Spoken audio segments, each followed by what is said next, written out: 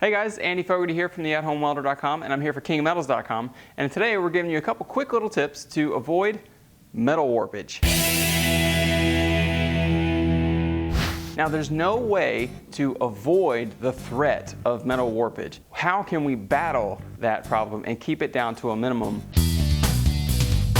One way is to use clamps. I can never express having too many clamps. You can't have too many clamps. Now, there are a ton of clamps to choose from, anywhere from very inexpensive clamps like C-clamps all the way up to very expensive clamps like specific type of vice clamps. There's not really one clamp that is the best overall. It's really a matter of opinion and a matter of your budget. Now, me personally, I love C-clamps. C-clamps are so versatile. You can get them in just an endless array of sizes and depths, and they're just wonderful clamps. And they're usually very inexpensive, comparatively speaking, to other clamps.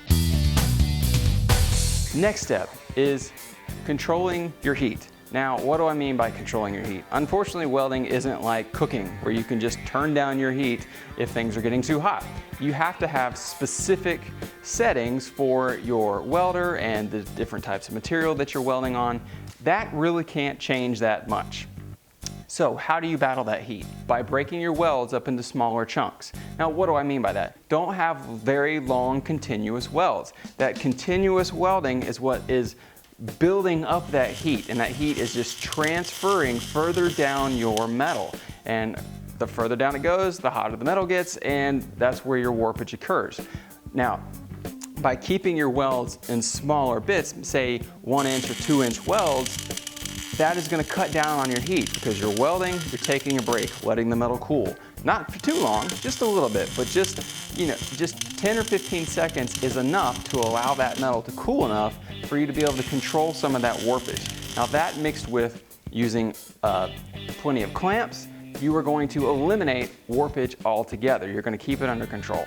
Now, yes, I understand that in a lot of situations, you can't break up your weld. For code issues, you have to have very long, one continuous weld. I understand that, but we're not talking about those kind of projects. We're talking about those projects that you're building at home. Maybe you're doing some sheet work, just trying to repair a car. Maybe you're trying to just build a shelf or something like that. Those welds don't have to be long and continuous. Break them up and control that heat. That's it for this welding quick tip. I hope these tips help you out in any welding warpage problems that you're having. I'm pretty sure they're gonna solve 99% of any warpage problems that you're having. And if you like this tip and you want some more great tips like this, come on over to theathomewelder.com, sign up, join the community. It's completely free. We're gonna send you some welding tips and weekly tips and tricks, other stuff you need to know as a DIY welder. That's it. I'm Andy Fogarty for theathomewelder.com, and I'm here for KingMetals.com. And I'll see you again next time.